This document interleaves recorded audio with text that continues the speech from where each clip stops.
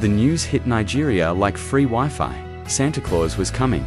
Not spiritually, physically. For the first time ever, within hours, the country transformed. Christmas lights appeared overnight like magic.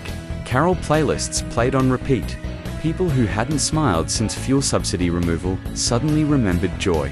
Nigeria was ready. Santa, on his part, was nervous. Fresh from a North Pole, scandalware one elf had loudly accused him of racism. He needed good PR. Nigeria felt like the perfect place for redemption. If he survived it, he could survive anything. So he made an announcement. Everyone gets one wish, Santa said calmly. It must be a gift. I am not God. I do not print money. Please behave. Nigeria heard one wish and stopped listening. The rich submitted requests that read like invoices, Lamborghinis, diamond watches, private jets, and just a humble $5 billion in cash. The poor asked for electricity, honest leaders, and stable lives, though many added, or at least make me famous on TikTok. One man wished for his enemies to vanish mysteriously. Santa closed that tab immediately. Then came the children. 5-year-olds wanted private jets for school runs. One wanted to be better than Messi by next week. Another begged Santa to stop his mother from dancing on Instagram. A small boy casually asked for his brother Tunt to disappear.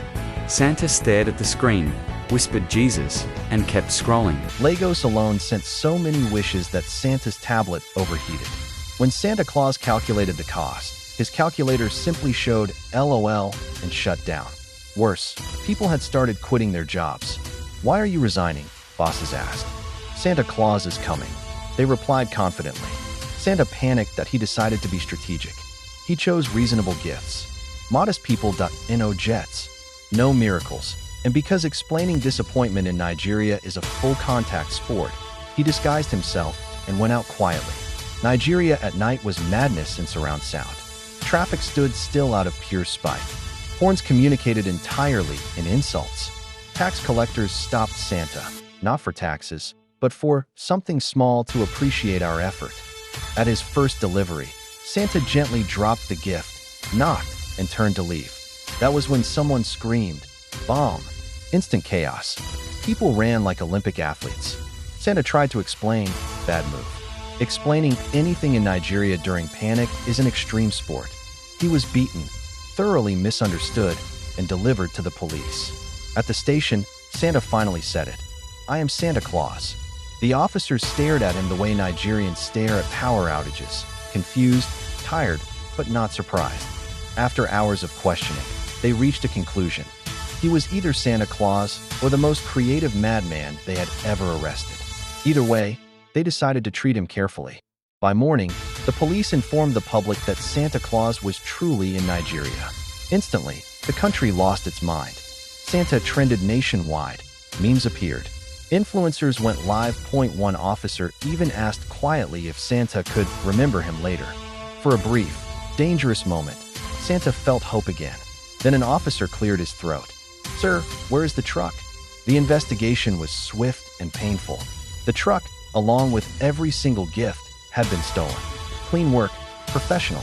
Lagos efficiency at its finest. The crowd returned immediately, now fully convinced Santa was a scam. Their joy turned to rage with impressive speed. Accusations flew, faith disappeared, and Santa was beaten again, this time with advanced enthusiasm, before being escorted back to jail for his own safety. Broken, bruised, and reconsidering every life choice, Santa called his elves and horses for emergency extraction. Unfortunately, Lagos traffic does not respect magic. They arrived house later, tired and exhausted. At arrival, Santa left Nigeria immediately. Before disappearing, he made a vow, never again. Some say Nigeria broke Santa.